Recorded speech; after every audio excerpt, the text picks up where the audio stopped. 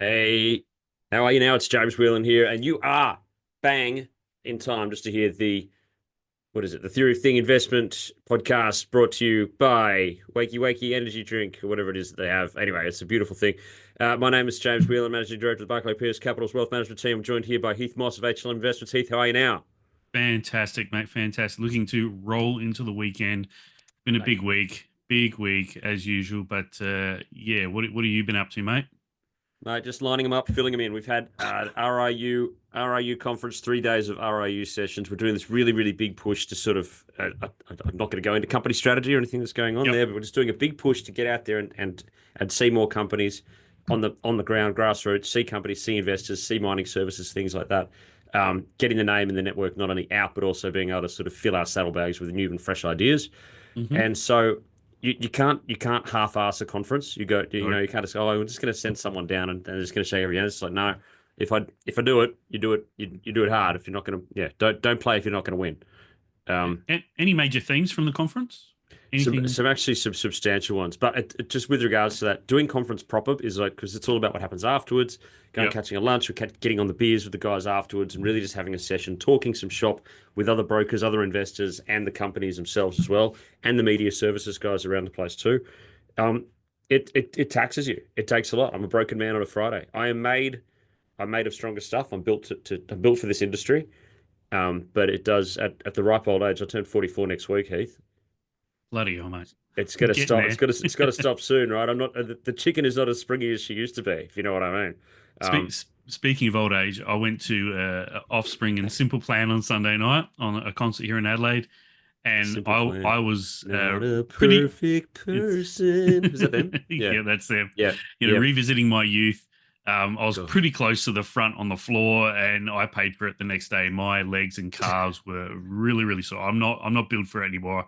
I said to the people I went with, I said, I'm taking seats next time. Seats at the back. Just appreciate the music. Just work on your knitting, mate. It's fine. Exactly, It's exactly. let the kids have the fun, right? Which is what it's all about. Anyway, had to show that had to show the young kids, the pups, how it's done. The old man can still lean into one and can still actually Hmm. get and can still shake hands on an agreement. And it's all about just making agreements with people that what's going to progress out of it. Unfortunately, it's just the nature of the beast in this industry. Sometimes it's just got to happen after hours. So, Yep, um, no, the themes for the conference: uranium, gold, yep, obviously, it's okay. yep.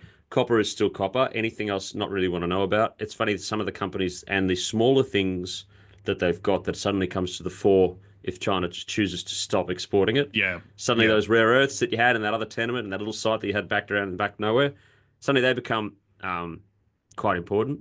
yeah. They do. Your little antimony, Lavoto Resources. It's one of my favorite little goldies. Yep, They've got like potentially 7% of the global supply of antimony. Um, fantastic. that's in their little area, or in the area has 7% of global supply. Hmm. That's interesting. And the other one is North American. I am all front row center on North American companies. If you're a North American copper company, I probably want to know about it because, especially if you're in the actual United States, and then I'm going to start to talk about what state you're actually in, what the licensing is like, and because with the decline of globalization and with the increase of tariff Trumpism and all this sort of nonsense that's going on, the requirement for homegrown local copper for local Americans is going to be more important than ever. So that's where my focus was. I made some really Yep, good contacts and some good names. yep. If you want to know those names, bugger off. I'm not going to tell you. That's the point. The purpose of the 3 days work, not full time, but I was down there for chunks of the day, Yep. because I've still got a business to run here. But yeah, it just down there actually doing it. I actually took me doing the groundwork, and there's a lot of stuff that guys. The reason why the old guys who have these amazing portfolios and these big ones, and they do really really well, and they outperform I try not. I can't beat them. These old guys have got this stuff, and it's just like, look, you've been running your super fund yourself for the last 10 years. It's performed better than anything I could possibly put in front of you. I'm not going to try and do that better because they go to the conferences, they do the homework, they talk to the companies. Talking to companies is the biggest underrated thing that everyone thinks is unachievable in this market, and it's not. Go see people at the mining conference. You can go anytime you like, talk to them. They'll tell you stuff that they can't put out because there's rules about what you can and can't put out to the market. They'll say, look, we've got this particular thing here that we can't say it officially. We can't put it on the website, but I could tell you now because that's sort of it. That stuff is the insight is incredible. It's not inside information. It's not anything. It's that anyone can get it if you go and talk to the company. Yep. Yep. Go. Yep. Don't try and do single stock. Don't try and do single stock anything without speaking to the company. Yeah. Something I try and teach my kids here. So I think that just proves how important management are in these smaller resource stocks as well. That I looked at one the other day, and they didn't have any geos or anything on the board, and it was just they're all lawyers and accountants. I'm like, well, how do they get from fine to mine? I mean, they've got no one that's done it before. Whereas you can speak to. I mean, my philosophy is I don't know everything, especially when it comes to like resources and that. So I go and try and find the smartest people in the room, and you speak to geos, you speak to people that have built these mines before, and you learn a lot, and you can take that on to other companies, and it's all experience. So I'm definitely with you there. Yeah, no, it was good. So a couple of really good themes out of that. Also, keeping in mind, and this is sort of what I'm digging around for, is that I'm going to, because I've got to go to Alberta in the last week of August, so through Vancouver, Calgary, and then onwards after that. I'm reaching out to anyone who's in that western side of Canada, and in that that northwestern side of America, so that Wyoming, Montana area that's through there, and even down as far as Nevada and Arizona. Yeah, because they're all short flights once you're in there. Yeah. If I've got to be there anyway, so I'm reaching out. So I've got a couple of really good contacts that are over there to go and actually look at it, because I don't 100% trust a company that what they've got out there is always what they say. And if there's a chance to actually go out and kick some rocks, get the RMs dirty like I did with LKY, funny that, Loxley Resources, what I did with Loxley Resources last year when I was in Vegas, and I just took a day out and I spent a day in the Mojave. It's hard, but it meant that I could actually see what they had with the rare earths and what was coming through on the XRF, and then see what they released. I don't know if you saw LKY and what they released to the market earlier in the week, yesterday and the day before, talking about exactly what was happening over there. It was up about 70% yesterday for some part of the time, and 70. Yeah. Wow. Are you pulling it up? You want to pull up their announcement? We're close to the stock. Give me 2 seconds. I will bring up their announcement. This was in no way planned either, but it was just incredible that this was after all that time when I was over there looking at the rare earth readings on the machine, the thorium readings that were coming through. Thorium means you've got rare earths. Talking to the junior geo over there, Harry, just kicking rocks. Wow. And now it's 46% antimony, 1,000 grams per ton silver from surface. Beautiful. No wonder I see why it moves so much, especially with these the little micro caps there. Their market caps are so small. Anything substantial can get it moving. It's coming off a low base, mate. Yeah. Yes. Yeah. We've got a lot of people who are holding and waiting for that. And I've been saying that I know it's over there, but for various reasons that I can't tell you about, that they weren't able to release that to the market. And there you go. Now they've said about what it is that they've got, and it's something else. It's great. So things like that, you have to go out and see it. So I'm going to be in Alberta. I'm going to be in Calgary, going to go and travel around and see some stuff, kick some rocks. Brookside Energy, hopefully they can open the gates to me. I can go down and have a look at down in Oklahoma. I've known that company for a while, and it's time to go and put the big hat on and go and be a landman for a day. See, I got nothing else to do. I may as well I've got to go and see companies. So I'm over there anyway. So fire it up. Yep. If anyone knows anyone, has anything, does anything, let me know. Beautiful. All right. Run them up. Fill them in. What do we got for us, Heath? All right, I got to allow the share screens. Here we go. Beautiful. Give me 2 seconds. Impress me. I'm not sure I can do that, but give me 2 seconds. There we go. Should be able to see it now. There we go. So as always, we start with the S&P 500, which for the week is basically flat. I think it's down 0.3%, something along those lines. Started off a bit jittery during the week, and we've rallied a little bit towards the end. But obviously, what's driving it at the moment is, trade deals. We heard the US and UK came to some sort of agreement last night. I don't think it's anything too concrete, but there's a basis for a deal there. And Lutnick came in afterwards and basically said we've got dozens of these trade deals lined up, and we'll be announcing them over the coming weeks. So that's basically what's driving markets. And then, of course, you got the US and China meeting on Saturday. Which I think the market's got fairly low expectations for. I thought the market would have rallied a little bit more on the back of that news. but it didn't really. Which one? About the Fed or about the UK? The Chinese meeting on Saturday. Oh, yeah. Yeah. Yeah, the fact that it wasn't in the two things that I was thinking you were talking about is yeah. I mean, I've okay, it's not on my radar. No, Yeah, and look, I mean, Trump downplayed it to start the week, but then last night he sort of said, "Oh, maybe it's a little bit more substantial than I originally thought." So, we'll wait and see. But it will that Chinese relationship with the US will continue to be the thorn in the side of the markets, basically because it could be quite volatile. I mean, we all know what Trump's like. Anytime they do something he doesn't like, he could slam on the brakes on negotiations, or refuse to bring tariffs down, etc. And that's basically, I think, where the market's at, and finding the path of least resistance is all around China. The 145% tariffs, they've said they're not substantial.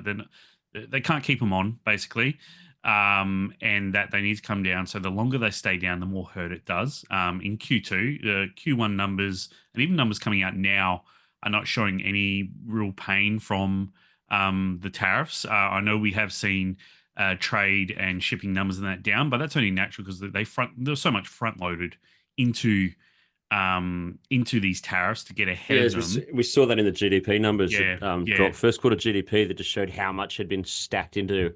It was huge. Just fill a ship. What was that story about? Just Apple was just like, any plane you can, just get phones on planes, get them in the air, right? Once they're in the air, they're okay. Yeah, exactly. I think once they left the Chinese docks at midnight on the 9th or something, that anything after that incurred a tariff. Yeah. So it is front loaded. Yeah, that's true. Okay. Yeah. Okay. Yeah. So then you got the re-exporting. So countries with a higher tariff, like Canada and that, have 25% tariffs. They're exporting them to other countries and then sending them back through the US to get a lower tariff. And we saw that with the Canadian numbers. They were down 6.6% with the US in April, which was the largest drop on record. But then exports to the rest of the world were up 24%. And the difference between the two were basically exactly the same. So we can see that they're shipping them out to other countries, their goods and goods, and then sending them back into the US, say through a country that has 10% tariff. And then there's bonded warehousing as well, where we saw this during COVID. But you sit to get your goods out of the airport or the ports, you have to pay the tariff. So what companies are doing is they're shoving all their inventory into a warehouse at these locations, and then only taking what they need. So they're only having to pay the tariff on what they need. And so if tariffs come down as expected, especially from China, then they're paying a lower tariff when they bring it out later on.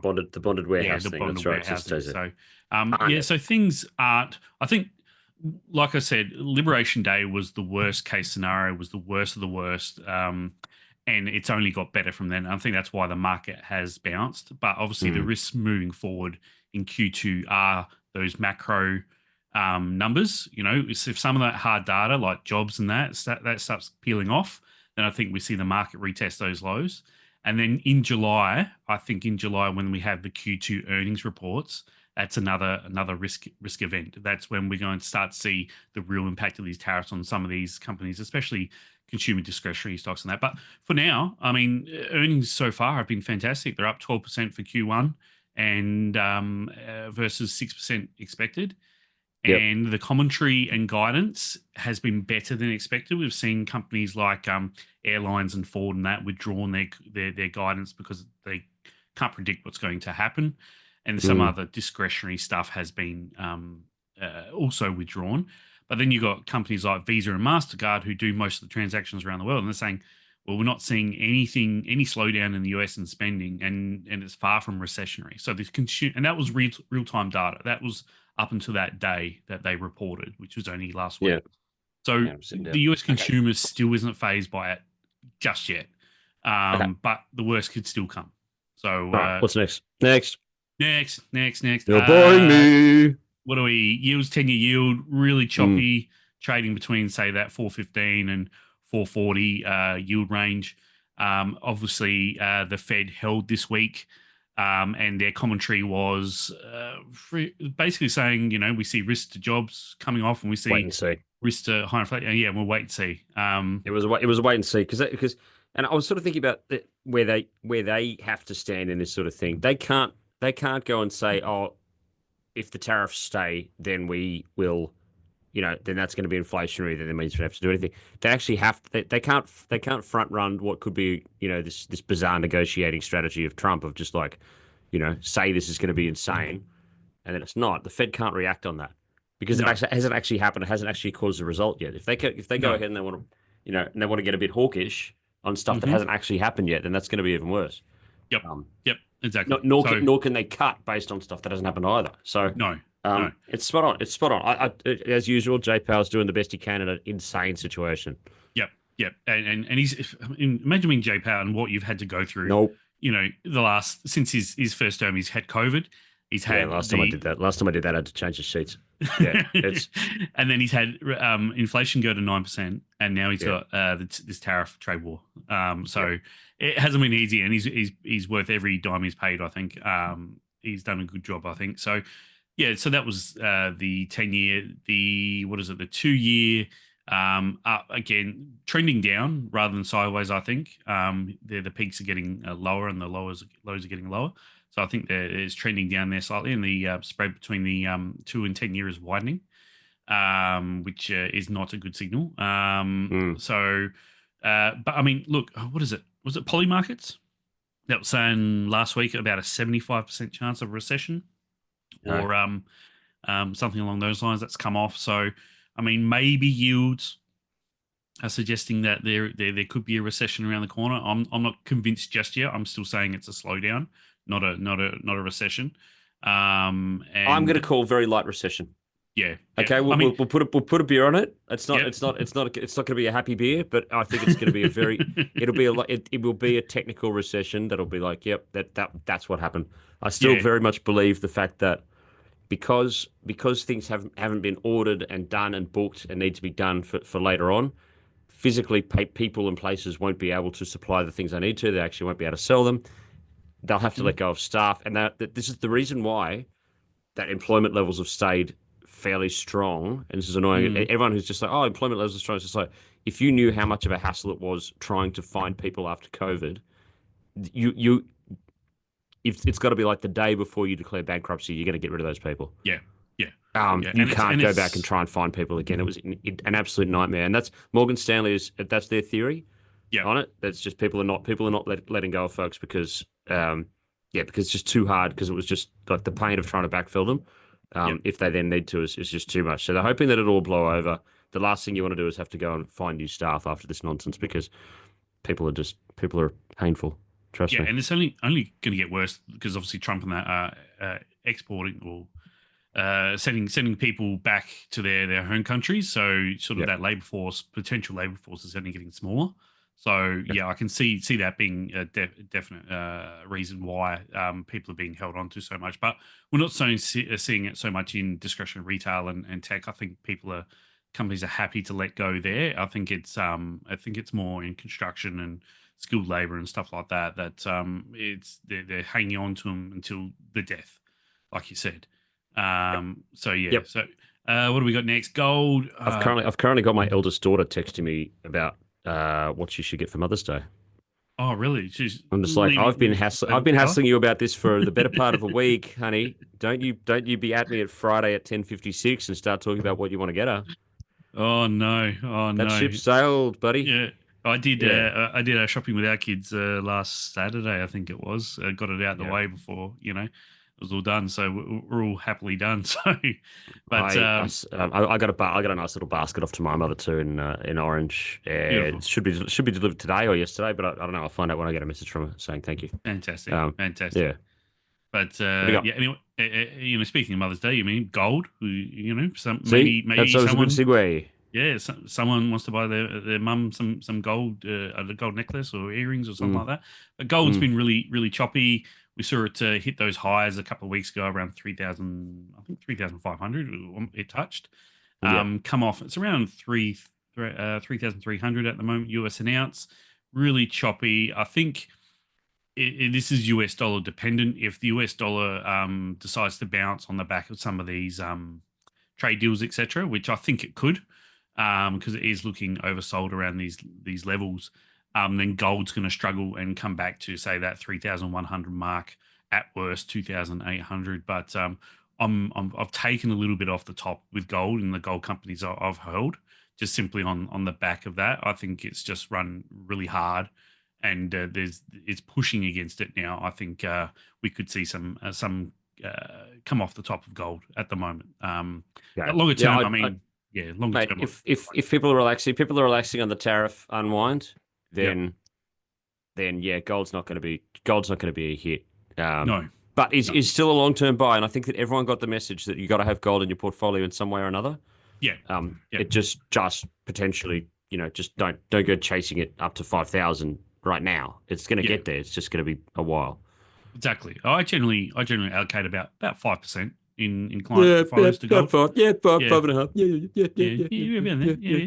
Yeah. Funnily enough, hang on. Actually, I'm just going to interrupt this, especially broadcast to talk about something that came up in my note at the beginning of the week. Well, I started writing it on Monday, but because I'd been at Magic Round all weekend, I had to finish it on Tuesday morning. I got more done in 5 minutes writing that note on Tuesday first thing than I did in a better part of the afternoon on Monday.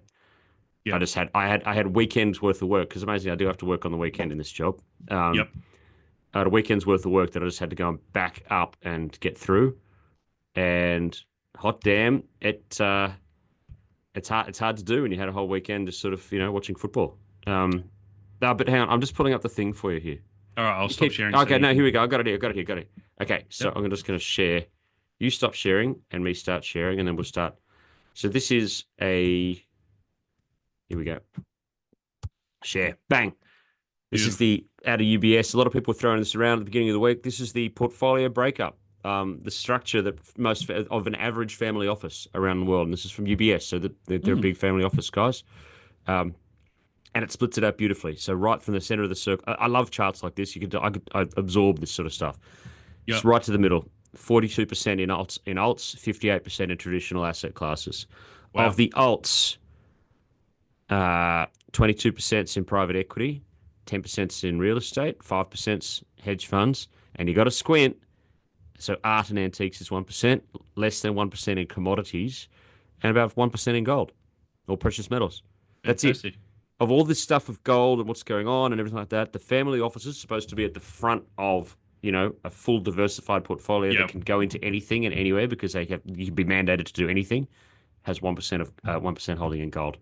And the feedback was, yep, talk to family office, and they just don't really care about it. And I'm like, okay, that's interesting. I'm not saying it's right or wrong, but I'm not saying what they should hold. It's just interesting that your standard family office breakdown does not involve a gold holding. Mm-hmm.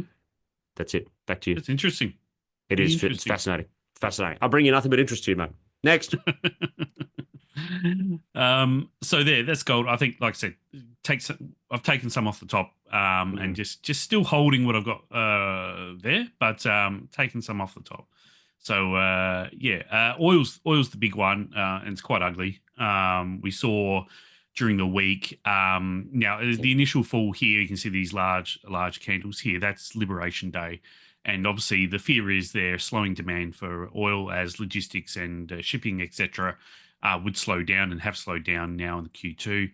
And then, of course, this week we've had, on last weekend, OPEC Plus come out and say we're going to increase production by 400,000 barrels a day. Now, that's all on the back of, and I've said this a while ago, it was one of the biggest risks was OPEC flooding the market with supply, looking to gain market share back. And how they're going to do that, obviously, bring the price down of oil. And actually, everyone switches off. They keep on going. Yeah, squeeze, bleed and squeeze, whatever it is you want to do. Yeah, exactly. And actually, oldest trick in the book. Seconds, I think I have a really good chart here. I put it in my note. I'm just trying to find it. But I'll find it later. Anyway, it showed the break evens for shale producers across the US. Minimum was 61, maximum was around 70. So they're basically all underwater at the moment. So they started tipping over at the start of the year when the oil price was coming down already. And you can see it's been a downtrend for quite a while since the Ukraine war started. And they've stopped, well, not stopped drilling, but they're pulling back drilling, because the way these guys work is new drills be drilled to a certain amount and not producing, so that when oil does get back up to a price, then it's really, really quick for them to go, okay, bang, we'll drill the rest and put it into production. Yep. So someone like Diamondback, who is one of the largest shale producers over there, said that we're reducing capex by 10%. I love their stock code. Love their stock code. Yeah. They are they're pulling back on their drill rigs, etc. Basically saying they're focusing on balance sheet, paying down debt. They've still got really high free cash flow because current shale oils, most of them that they have would be free money simply because shale oil pays back within the first 12 to 18 months of the drill, depending on the oil price. So a lot of that is free money for them. So they've still got really high free cash flow. And this time around, because last time OPEC did this with sort of trying to take back market share was 2014. And a lot of energy companies were laden with debt. They were focusing on production at all and growth at all costs. So they were laden with debt. They didn't have very good balance sheets, and it took them a while to recover. Whereas this time around, they've been much smarter with their balance sheets, very high cash flow, low net debt, and ready to go when oil price does bounce back up. And an article I read during the week really said it well. The seeds are being sown for the next bull run right now, simply because of all this. And eventually it will rebound. They suggested by Q4 that we could see a decent rebound in the oil price. Yep. Simply because companies it was already tipping over at the start of the year. It wasn't this isn't the sort of the catalyst. It was already happening. So energy is a space I like Santos, I like Woodside, I like Karoon Energy here in Australia for different and various reasons. But if you're going to buy them, it has to be a longer term view. You have to be happy with a bit of higher risk and volatility there. Knowing that eventually, I mean, it's times like this, energy is great buy simply because valuations are down so much and things look so cheap and their balance sheets are fantastic at the moment. So, what will save you as a shareholder is a lot of buybacks with that free cash flow, which is still fantastic with a lot of them. So, all right, we're pretty tight on time. Try to keep us limited. I'm done now. Unless you want to talk Bitcoin, a little bit of Bitcoin. Bitcoin, 100K, great. 100K. Oh, actually, what I want to talk, Nasdaq has finally, for the first time in a while, gone back above its 200-day. That is significant. I think it's touching it. It's touching. It depends on what you look at. So if you pull up triple Q. Okay, triple Q. Give me 2 seconds. It always depends on if you're looking at index or the ETF or what it is. Oh, it's God. Right. Yeah, we'll give it to you. Is that a spinning? Oh, this is Kobayashi letter or something like that. There's always going to be some sort of a thing saying, it's exponential with the inverted teacup handle. Any thrusting this week? Yeah, exactly. The thrust or whatever it is. Yeah, there's why, mate. That was sensational. Called the market, mate, and then the market was up 9 days straight after that. What more do you want? It was it's just put it in the bag, mate. Exactly. She's done. She's cooked. Okay. Yep. What do you got? But that's it. And like I said, Bitcoin above 100K, raise the bat.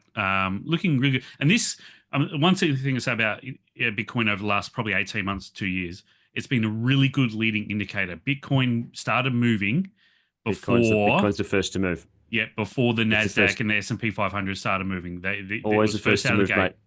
So if you want to talk about it at a very simple level, because it's not on the regulated markets and it's not anything, it's that any fund, anyone who's at the cutting edge or anything like that, they open up their OKX account and they just go, I'm just going to get a few grand of Bitcoin before we're actually going back in and picking this up. And I seriously, honestly do think that's what it is, and everyone knows that now. Yep. I'm not going to lie to you. Not that I'm on the cutting edge of running money or anything like that, but the first place that I went when I was just like, you know what, this is bottomy. Mm-hmm. I actually opened up my OKX account and I bought, I got a little bit of Bitcoin. Yep. Nothing else. Didn't even think about it. Just went in and just bought it. Fantastic. That's what else are you going to do?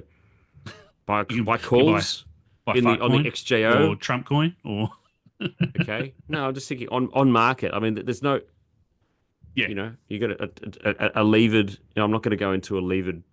I can't go into a levered product because then I'll get margin called if it goes the wrong way. I'm starved. Yep. You can't go in the options market because the time value will kill you and you can't get that right. Yep. You can't. Even if I go into a levered. Well, here's the thing. If I go into it's basically Bitcoin is the alternative of going into a levered ETF on the market. How does that sound now? 2 times 3. Those ones that are in there, double fang or whatever it's there. That's it. I think Give me some footy. I think it's got a 1.2 beta to the Nasdaq. So It's about okay. Yeah, it's in there. So it's in that vicinity. It's just yeah. So I just made that up too. So that sounds quite intelligent. All right, mate. Bring the noise. Yeah. How about those Adelaide? How about those Crows? Oh, mate, terrible against Freo, but fantastic against the Blues at home. I'm going to use the Crows this week and say they're going to beat the Lion, which is 12.5 points. I think about $1.90, that's worth it. I think we win by maybe 4 to 5 goals versus Port this week in the showdown. So I'm back on the Crows. Yeah, it's showdown, mate. Okay, big week. Mate, you go for that one. I've got mate, Magic Round. How good were those Tigers? I don't know if you saw the last one. Went to overtime on Sunday. Absolutely sensational. The Tigers are kicking bottom this time up. What do we have here? Yeah, I like the Wars away to St George. $1.71, which is good. There's a few here that are just absolutely ripping games where you don't need to worry about it, but it's gonna. I think the Raiders are better than people think they are, and they'll win at home.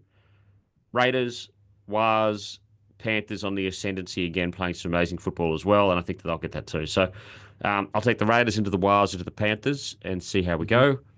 That's all I've got. Bet with your head, not over it.